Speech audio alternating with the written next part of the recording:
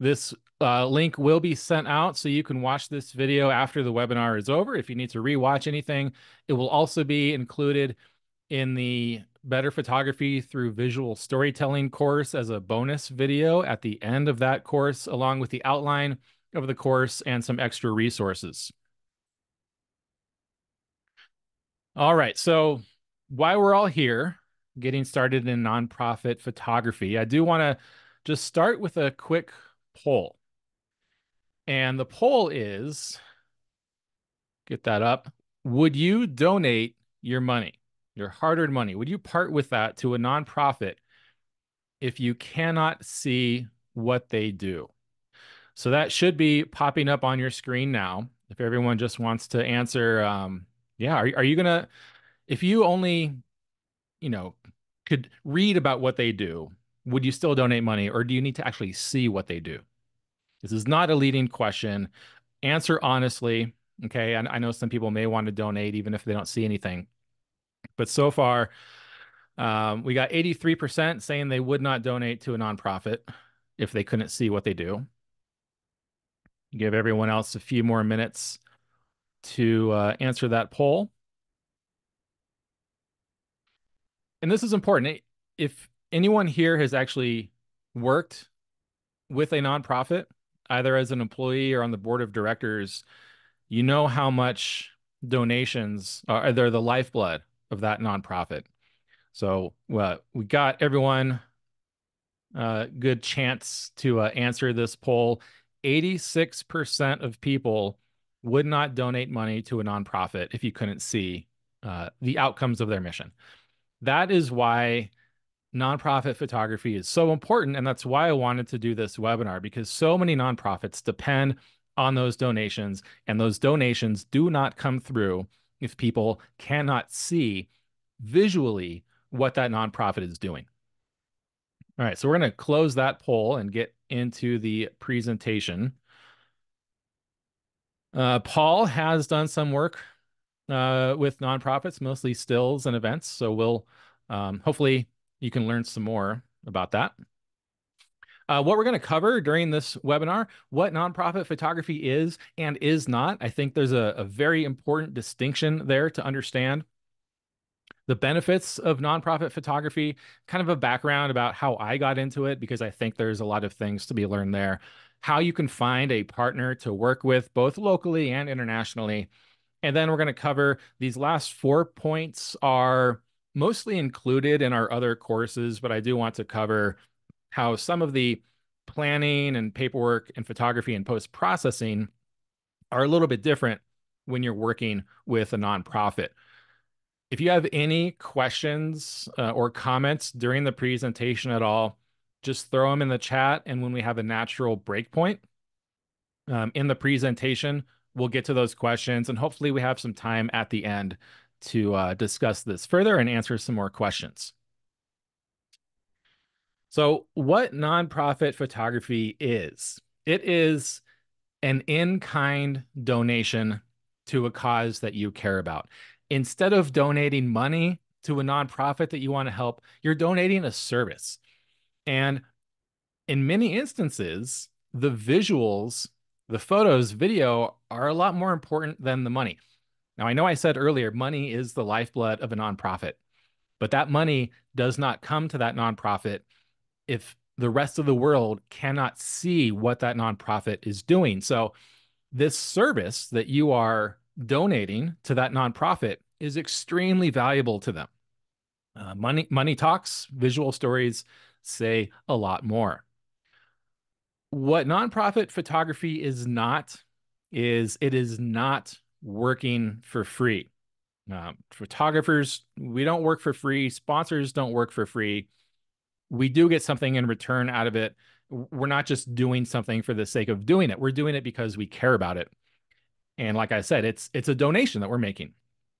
I could get on a soapbox about the many instances now where like magazines are asking photographers for money to be on the front cover.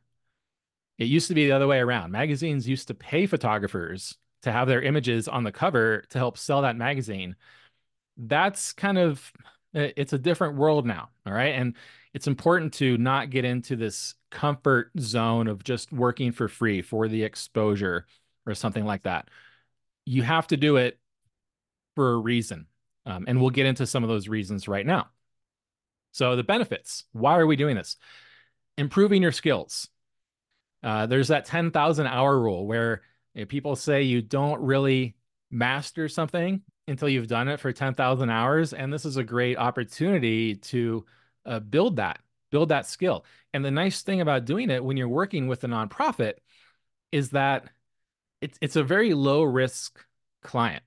Okay, meaning that they're not paying you a bunch of money to do a service for them. You're donating this to them. So you don't have to be a pro photographer. You only need to be better or offer better visuals than what they already have. And so this is a great opportunity to be able to do that for them. Also, a great chance to build your portfolio. All right. So build up your collection of images so that you can have a showcase of your best work. This also includes if you ever plan on selling or licensing those photos.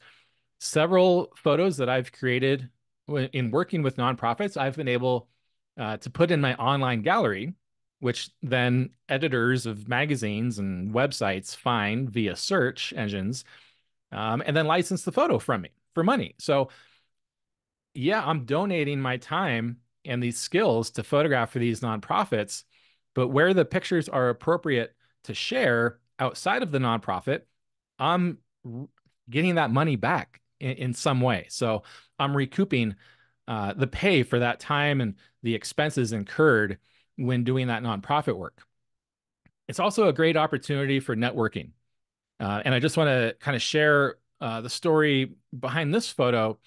It was created when I was doing a personal project about the Pony Express. Okay, I'm a kind of a history nerd. I think preserving history and the stories of what we've done in the past is really important. And so I wanted to follow these Pony Express reenactors across the Nevada desert for a few years when they reenact the Pony Express ride, carrying mail from Missouri to California. Well, there's a nonprofit that kind of oversees that reenactment ride, the National Pony Express Association. So I found that out. I went to the local chapter of the association, told them what I wanted to do for this personal project, make sure it was okay with them if I just kind of tag along for 4 days, and that I would share some of these photos that they could use in their nonprofit for editorial purposes. Well, when I was there, a producer who was creating a short documentary about a little stretch of that trail in the Nevada desert. She was producing this documentary for the National Park Service, and she was having a tough time finding people to do video out in the middle of the desert during that period of few days that they were riding. So she actually hired me, and I got a credit in the documentary as a director of photography. I got paid to create video recording something that I was already going to be out there doing on my own, and got that credit. I got a pretty good pay for it too, for about 90 seconds of video. And so those kinds of connections just kind of naturally happen when you do these kinds of projects. Another one, I got connected to the indigenous tribe in the area here when I was working with another environmental nonprofit who introduced me to the environmental director for this indigenous tribe. And I've now been working with them for a long-term project, something that's very significant, very meaningful. And I've been honored to be a part of that. And it's all thanks to just the networking that I've done through these various nonprofits. It'll also help you build professional experience.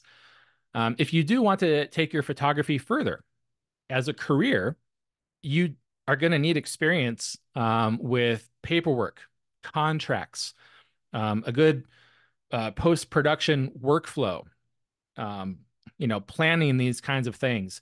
And like I said, nonprofits are a low-risk client, meaning that they're not paying you. They're accepting your service as a donation. And so this is a great time to build that experience so that if you do want to take this further and work with actual paying clients, you kind of already have a good idea of what's going on from start to finish. And even if you don't want to work as a paid photographer, you just want to do this for fun, this is going to keep you busy in a really good way, benefiting your community. It's all a stepping stone to more work. And a couple of my photography students here in Lake Tahoe have actually built, both of them coincidentally, successful side businesses as pet photographers as a direct result of donating time, donating their services to the Humane Society. They got that experience photographing dogs, built networks with other dog and pet owners, and now have these good part-time businesses. So that's just another story of how it can help you. Before we continue, were there any questions? I see someone had their hand raised.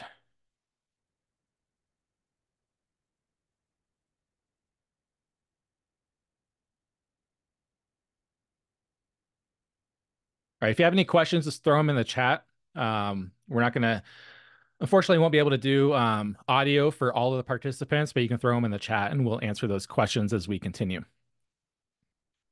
Okay, just a quick background on my own story.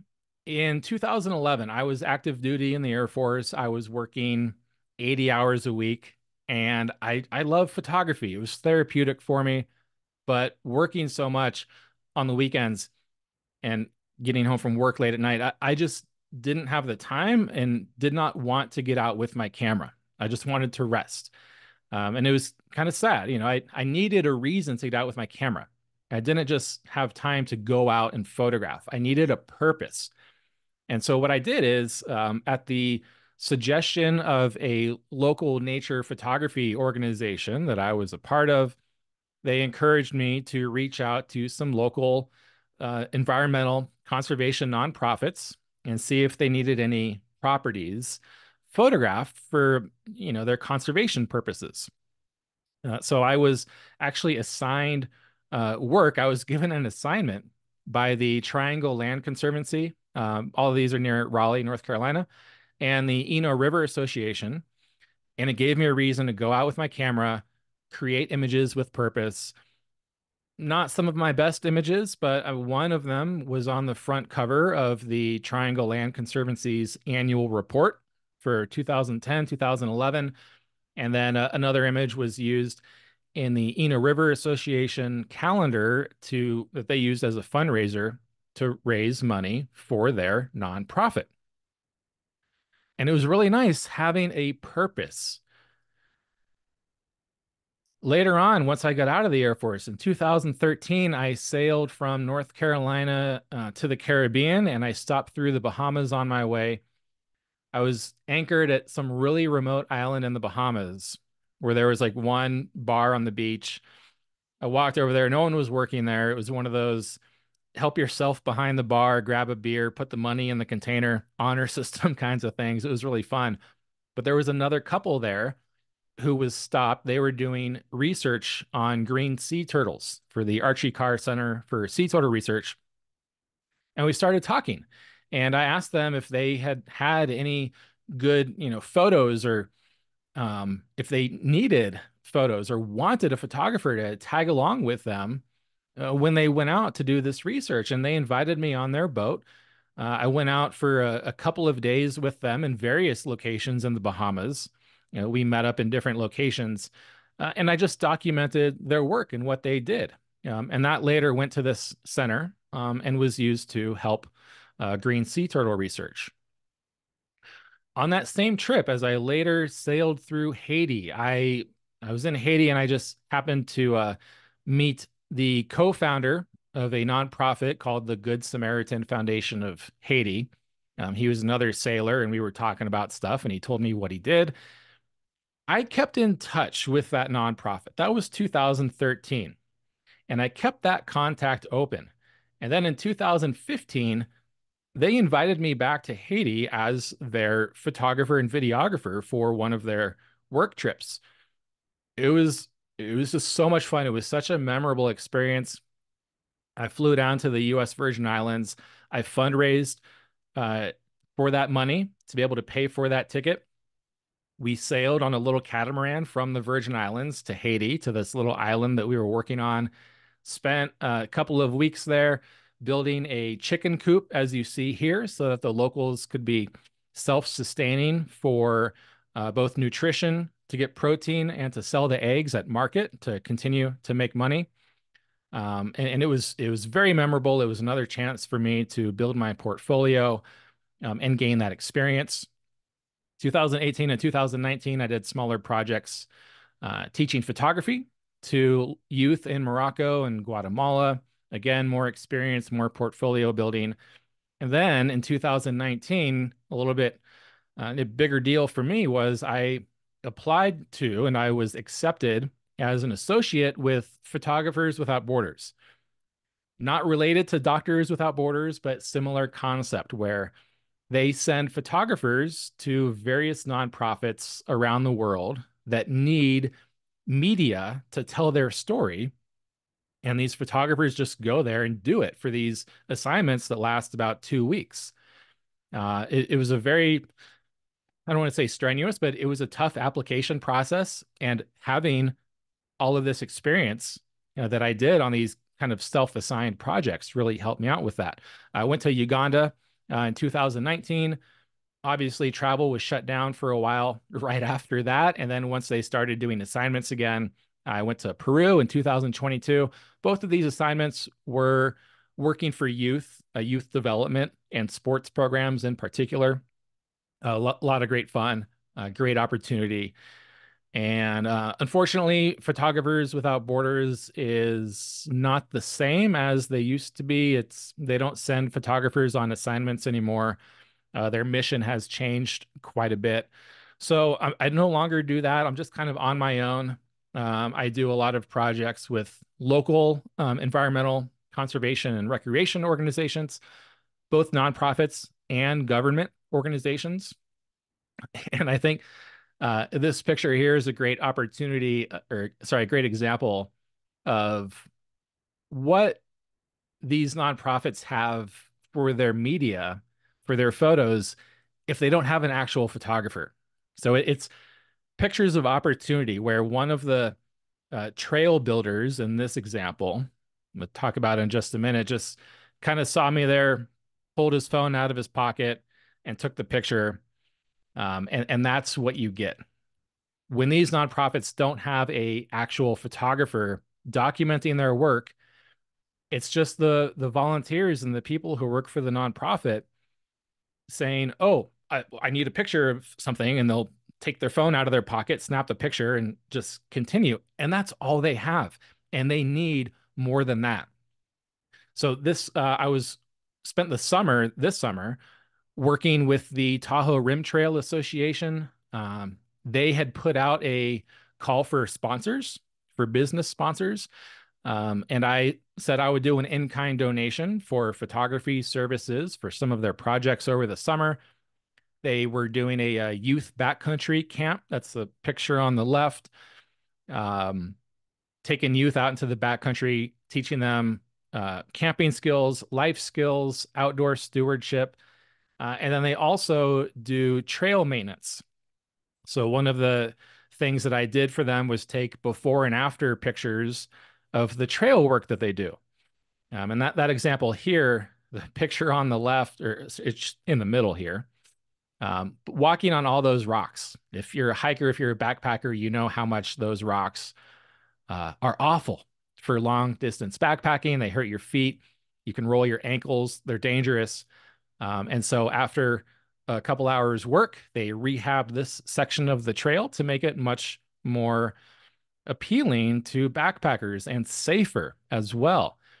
And this kind of thing is what donors need to see before they donate their money. Because otherwise, when they send out a fundraising call, people who get the fundraising call, yeah, we're doing trail work. Okay, well, I don't know what trail work means. What do you mean by that? I need to see the trail work. Well, this is a great example for people who hike that trail to see, oh, you're making this trail better for me to walk on. much safer for me to walk on. Okay, fine. I'm going to donate my money so that you can do more of this. And that was a great partnership this summer that I'm going to continue for next summer. They also put me as a sponsor on their members webpage and their emails, along with a discount code where people can use a special code to get a discount on photography lessons and photography services. And I have received several new clients paying me for photography lessons as a result of this partnership. So there's another benefit there. All right. So, how do you actually find a partner? How do you get started with all of this? It can be overwhelming. The first thing you want to do is identify what you're passionate about. This is a donation. Okay. You are donating your time and your skill. And so you want to make sure that you're donating it to a cause that you care about, much like if you were to donate your money to something, you would want to donate your money to a cause that you care about. So you can start by just identifying some things that you are passionate about. They could be animals, health, education. You can go down that list. The graphic on the right is from the United Nations Sustainable Development Goals. And you can just kind of go through there, and this is explains a lot of what nonprofits do, the various missions that nonprofits have around the world. And you can use that as kind of a brainstorming session to figure out where in the nonprofit space you're going to be passionate about working. And that's going to show in the work too. If you're not enthusiastic about where you're donating your time, that's going to come through in the photos. So you want to make sure that you enjoy donating your services. And you want to start local too. You don't just want to start off finding, a nonprofit in South America. If you've never done anything like this before, you can build up to that. But what you first want to do is just, search your city plus nonprofit or charity or not for profit. I know they're called different things around the world. And you're going to get a list of either specific nonprofits or directories of nonprofits in your area. And you can start going through all of those and just see what's around you. See if any of those organizations match the causes that you care about. And then you're going to pick a handful and then you're going to dive deeper into those individual nonprofits. You want to check if they're still active. If they haven't done anything, they haven't posted any updates on their website or social media, or they don't have a recent annual report for, over a year, it may not be worth your time to pursue that further because maybe now the nonprofit is defunct. They're no longer working. So check that. Check the reviews also. A lot of nonprofits strangely have reviews on like Google and Yelp. So check their standing in the community. Make sure that it's something that you want to be associated with. You can also look at annual reports. I'll actually pull one up. This is a requirement for nonprofits to maintain 501c3 status is to publish annual reports. And I'll just show you what that looks like. This is the annual report for the Tahoe Rim Trail Association that I was telling you that I worked with. And the reason these are so nice to go through is that you learn so much about the nonprofit. You can see what they did in years past. Like last year, here you can see how many volunteer hours were spent, some before and after pictures, which could give you some ideas of ways that you can help them, the things that they need help with. And the different kinds of programs that they do, you can see they do throw a lot of pictures in these annual reports because, like I said, pictures are so important. And in 2024, you have this little box here that they say, help us maintain 19 miles of remote trail in desolation wilderness. And that's exactly what I did, documenting their work on that trail work. And you can get a sense of their financials also. Where's their money coming from? Who's on their board of directors and their staff?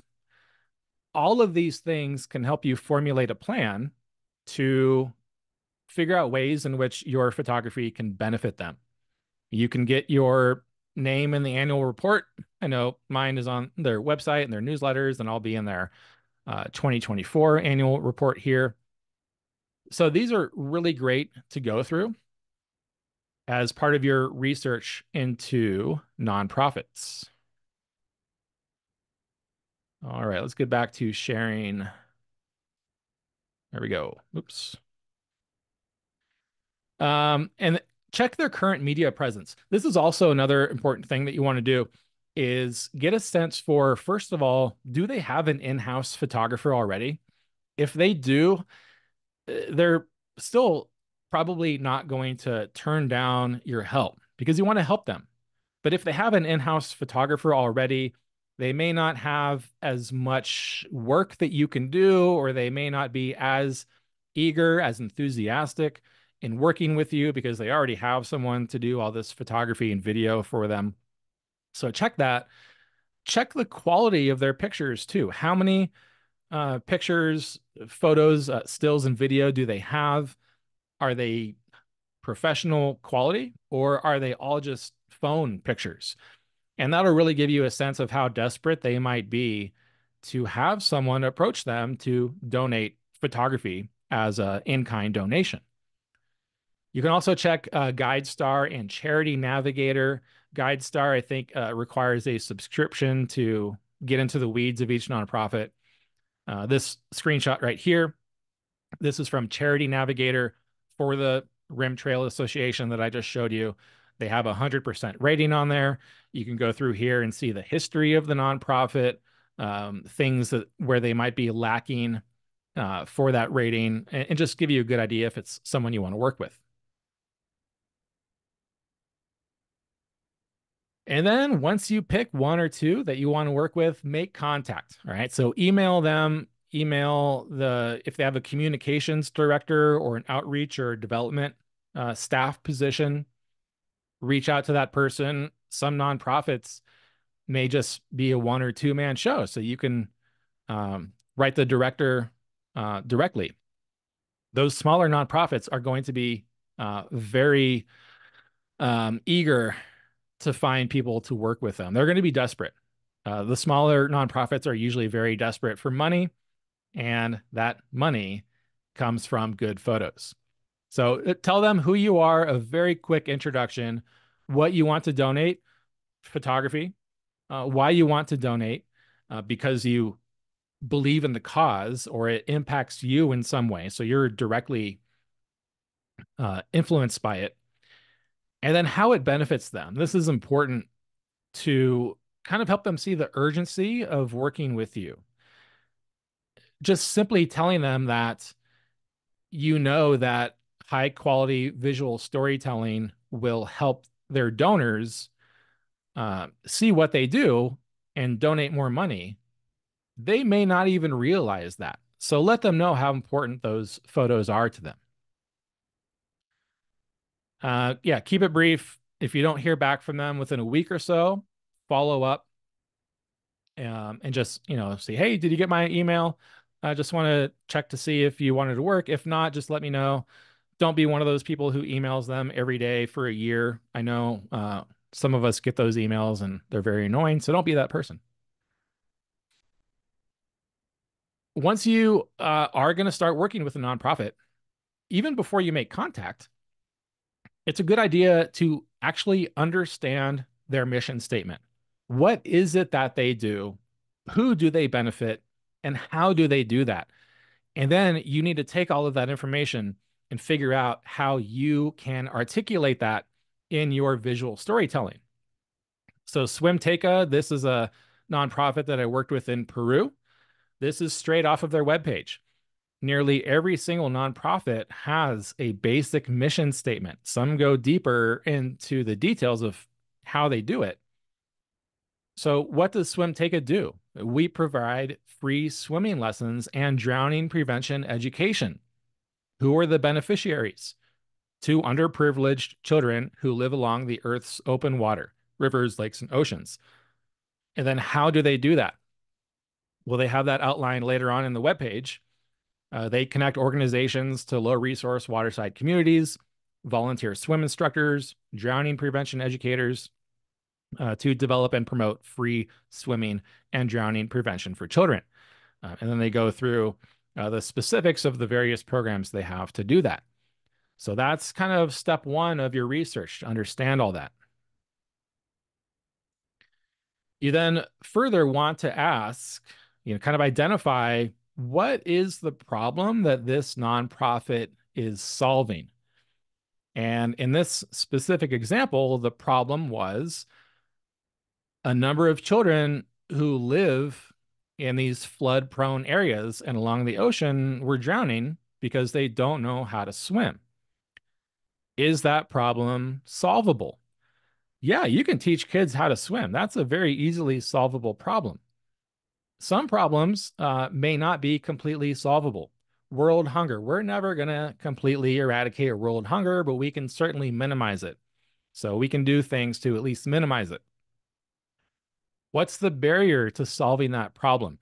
In this case, it was the government spends all of the money, all of the resources to shore up and to beautify the tourist areas, and they leave all the other low income areas completely unserviced, no electricity, no water, no sanitation, no education, because all the money is being pumped into the tourist areas. So that's one of the barriers. And the other barrier in this example for the drowning prevention is that, because of this, a lot of the children have to work to support the family. So they don't have time for education or swim lessons.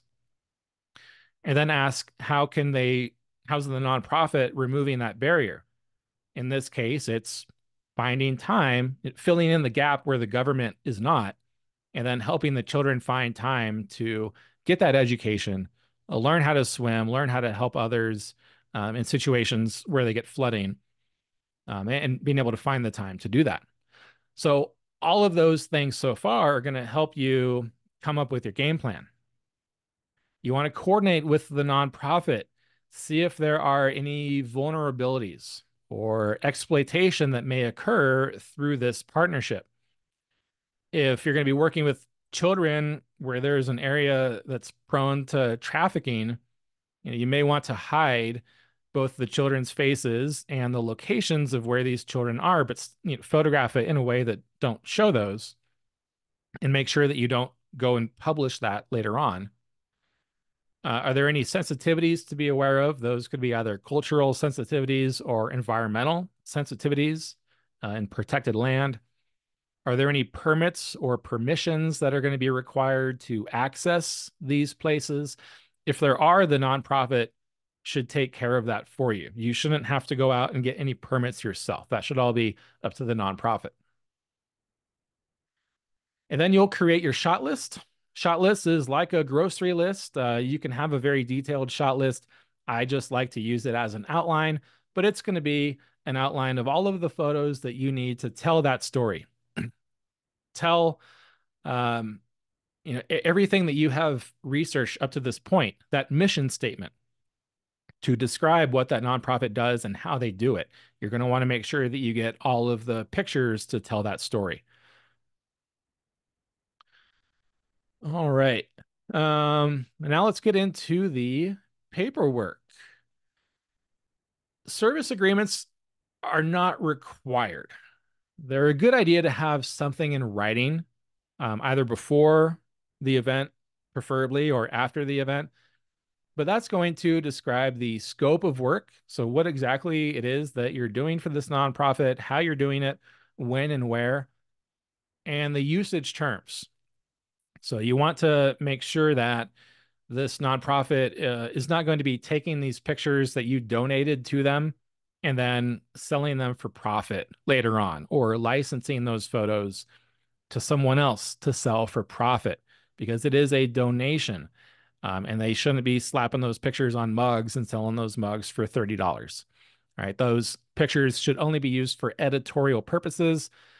And Having an agreement like this will protect you as a photographer, protect your copyright, and make sure you get the appropriate credit for your work. It'll also outline the client duties, which will include things like, as we said, ensuring that the appropriate permits and permissions are all in place, that they've coordinated with everyone that they need to for this event to make sure that they know you're going to be there and photographing. It'll outline your duties as the photographer, which would be to cover costs that may be incurred for this trip if they're not provided by the client, that you will process the photos in a reasonable amount of time. I say 30 days, but that the photos that are submitted in the final edit are at the photographer's discretion. You're not obligated to send all of the photos. It's just a really basic agreement to give everyone expectations of one another. And this specific agreement right here, if you have access to the Better Photography Through Visual Storytelling course, this is going to be added as like a bonus download at the end of that course with this webinar recording and the outline, so that you can take this template and kind of make it your own. You don't have to use it word for word. You can modify things, or you can just take it and then fill in all the highlighted areas, so that you have something.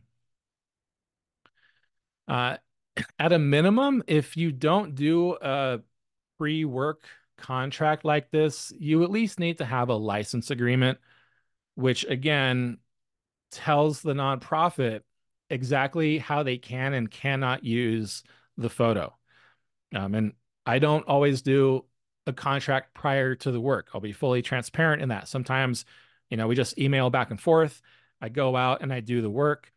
But then when I send them the photos, I have a license agreement included with the photos that says these can only be used for editorial reasons on the website, or in print, or wherever else you determine the photos can be used, with the duration of that. Any sub-licensing or any additional uses need to be further coordinated with you as the photographer who owns the copyright. The nonprofit does not hold the copyright.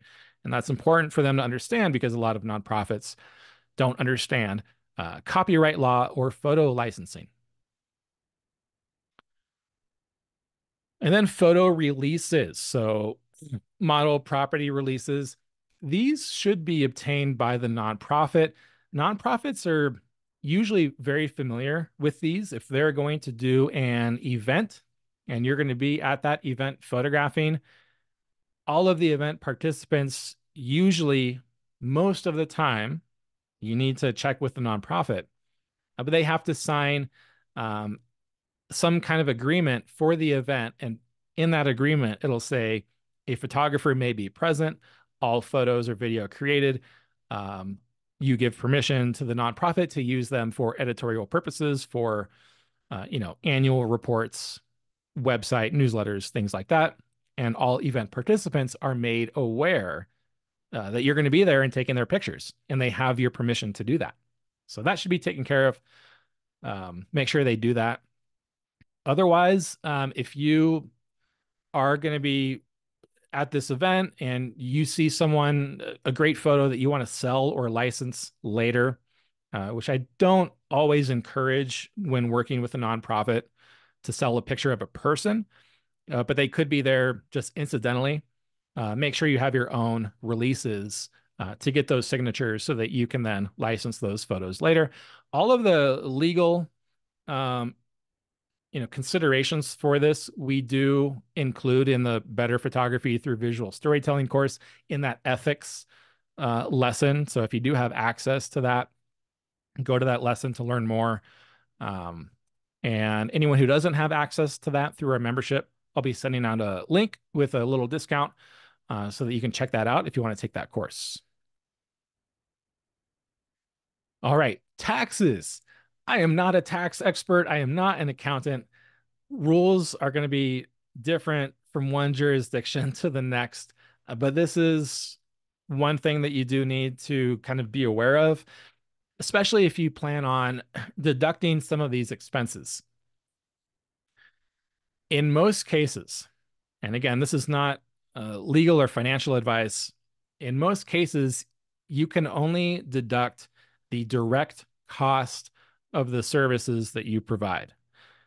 Meaning that if you're going out to photograph an event for a day and your day rate is $500 and you have to pay $20 for parking, you cannot deduct $520. You can only deduct the $20 parking. The nonprofit might give you a donor letter stating that you provided $500 worth of services, but that does not mean that you can deduct $500. Um, Again, consult with an accountant. Don't take that as the law, but that hopefully kind of gives you an idea of, some people might want to get into this as a way to lower their tax liability by saying, I did this work for a week and I can write off $6,000 for service costs for a week. Yeah, you can't really do that. But check with your accountant for exactly what you can do. All right, so that's it for the paperwork aspect of it. Now, actually getting into the photography part of it and telling that story. Remember to get all of your storytelling photos that we, again, talk about in that Better Photography Through Visual Storytelling course. The establishing photo, the opening photo to kind of show everyone where the story takes place, the portrait photos, environmental portraits, isolated portraits, portraits of whatever the subject is, or the beneficiary of the nonprofit, which could be an inanimate object. Get portraits of those. The moment photos, the decisive moment. Think about how you're going to capture the decisive moment and photograph gestures, and things happening during the event or whatever it is that you're photographing. All the little close-up detail photos and closing photos to give a sense of closure for the story. Make sure you get all of those. Just as a quick example, teaching surf lessons in Peru to children. The upper left is kind of our establishing photo to show the beach and the community where these surf lessons take place. Got a portrait on the lower left of a surf instructor, a moment photo in the middle, kind of at the bottom, that kind of gives you a sense of emotion. Everything, you have that arrangement of a triangle between the child waiting with his surfboard to be next, with the two other instructors and students learning to the left and to the right, kind of forming that nice triangle. That's strong visual impact. You have the close-up detail photo of all the surfboards, and then kind of a closing photo of the instructor with this girl who is too young to surf, dreaming of when it's her turn. That's just a quick example of the different types of photos that you want to get. You don't just always want to do kind of like the wide angle 24 millimeter photos. You want to vary it, and include different things to keep the viewer engaged and to tell the entirety of that story, much like a movie. Okay, other considerations when photographing. You want to make sure that you tell the story through the eyes of the beneficiaries. You don't want to kind of tell the story through the eyes of the donors necessarily or the nonprofit itself, but who is the nonprofit benefiting? You're telling their story because they're kind of the heroes of the story, and we'll talk about that more in just a second. How will people being photographed think of their photos? You want to kind of apply the golden rule here when photographing people, because a lot of these nonprofits that you may be working with are going to be working with, if they're people related, very vulnerable people for one reason or another. So try to understand their position. When you photograph them, think, if I showed this photo to them, how are they going to see themselves? How would I see myself if I were photographed in the exact same situation? So have a little bit of empathy there. You want to show their humanity. Okay. They're not victims, they're heroes. It's so easy to get the picture of the hungry child on the street. Well, the hungry child on the street is going to make people feel sorry for that child when they see the picture, but that's not going to turn that empathy into action, the action of actually donating money or donating time to help that nonprofit. You want to, instead of just photographing the hungry child on the street, photograph the food programs that that child is participating in, the smile on their face when they get the food, where the food is coming from, who's cooking the food, those kinds of stories. Those are going to be the stories that tell the donors, okay, this is why I should donate. Not just because the kid is hungry, but because here's all the things that the nonprofit is doing to solve that problem. You want to show that. Even environmental stories need pictures of people. If you're going to be doing some kind of conservation photography, including pictures of people is going to drive that action. Because when we have people in our environmental stories, it's going to help us relate to that problem much better. It's going to give people who are looking at those pictures a sense of urgency to act. And so those people pictures are important in those kinds of stories as well. Your camera is extremely powerful. All right. Pictures are powerful. You want to make sure that the photos that you take are not going to have any negative effects on the community, on the beneficiaries, or on the nonprofit. It's a very fine line to walk. It does require a lot more thought than you might give to any other outing that you take with your camera. Um, you might want to consider an ethics statement, not required. I have one on my website, which I can share with you real quick. It's just a statement stating kind of the ethical practices that I'm going to think about when I'm out photographing any kind of story. Again, not something that you have to have in writing, but I think it's a good exercise for you to go through to kind of remind yourself of all of the things that you need to be aware of when you're photographing for these nonprofits. This will be linked in that lesson that we talked about in the Better Photography Through Visual Storytelling course. There, it's discussed at length, actually, in another lesson in that course. You don't want to violate the trust of the nonprofit. If they tell you that there is a specific scene that might be sensitive, you don't want to go out and put it on social media for your own benefit by posting some kind of sensational photo, because that is going to, it could hurt the beneficiaries, it could hurt the community and the nonprofit, but it's also going to hurt your own reputation if you do that. You're going to burn those bridges. You're going to be known as the photographer who cannot be given that trust. They're giving you a lot of trust. They're giving you access to people and places that regular people normally just can't access. And so it's a very important role that you have, and you don't want to violate that.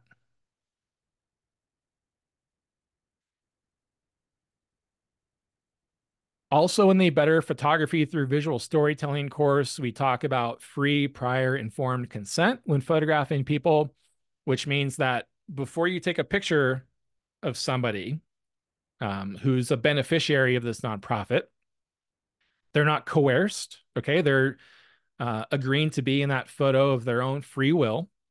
They are aware of your intentions ahead of time. They know why you want to create that photo, what the photo is going to be used for. And if you tell them, photography, doing photography for this nonprofit, where they're benefiting in one way or another, and the nonprofit is going to use that photo to try to attract more donors, attract more volunteers, so that they can further be benefited from that.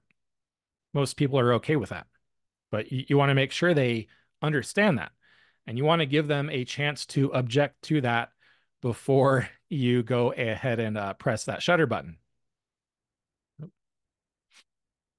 And then again, if you need to get that photo release, go ahead and get it. We discuss that further in the Better Photography Through Visual Storytelling course. All right, post-production.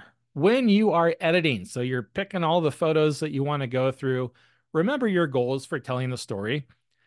Go back to those questions that you asked and all of the things that you learned when planning this photography outing with this nonprofit. Okay, what's their mission statement?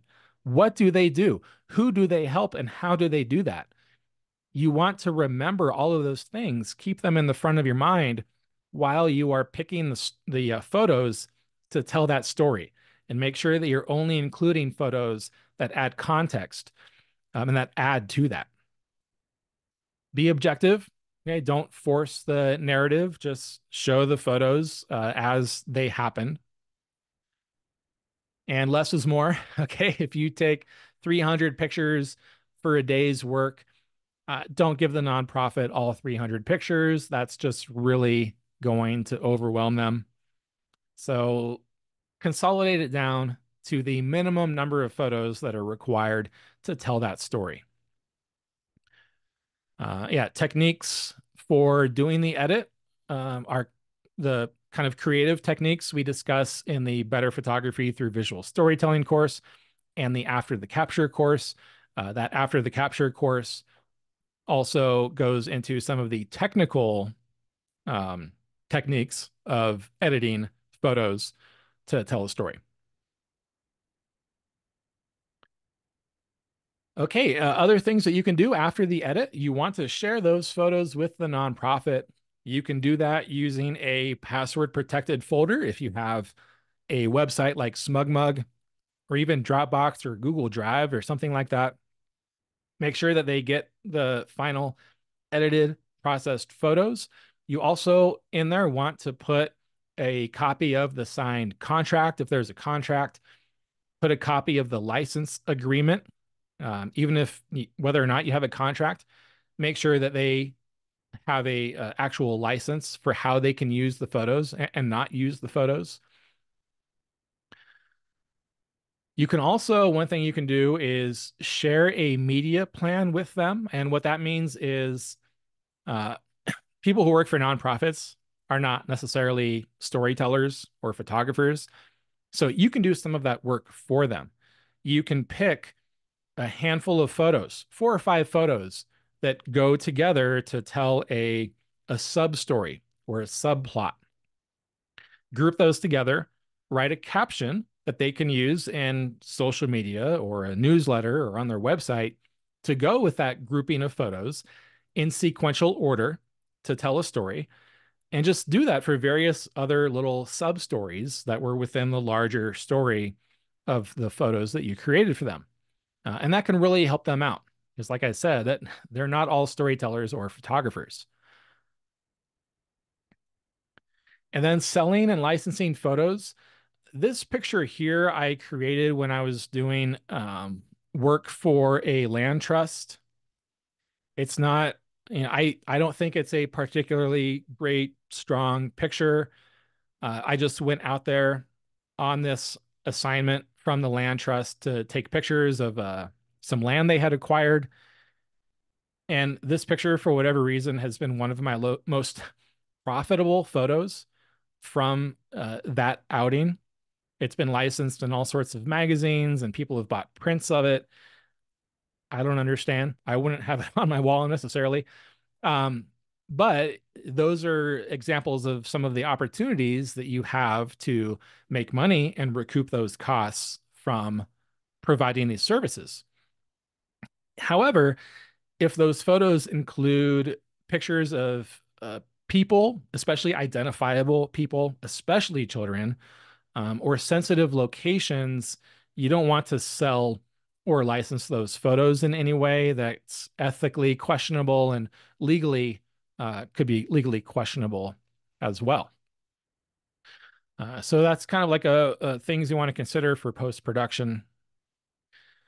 Again, technical parts of sharing the photos and selling and licensing photos are all covered in the after the capture course.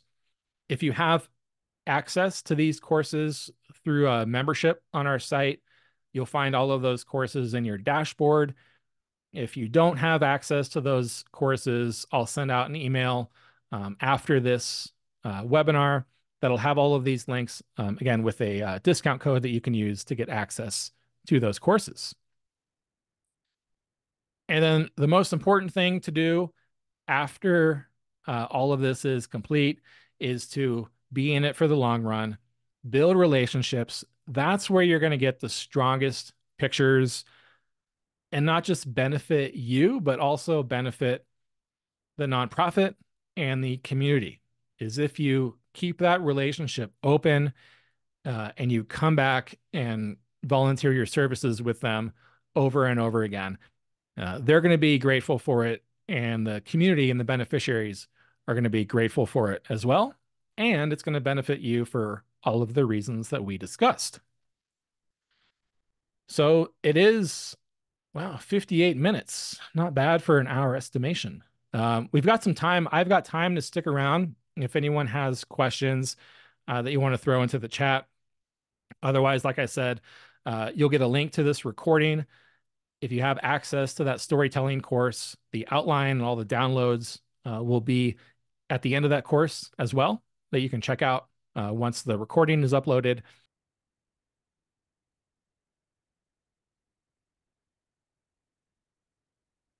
Paul, yeah, smart. File an invoice showing time and expenses. Yeah, I do that too. The agreement that I use, I show my costs to include like day rate and processing time things, but then all with and licensing fees, but then all of that with a 100% discount. And that's important. I meant to mention that during the webinar to make sure that the nonprofit knows the value of your time so they're not taking advantage of you or they don't take advantage of photographers in the future. And yeah, let your accountant figure it out because I don't want to go to jail. I'm not going to figure it out.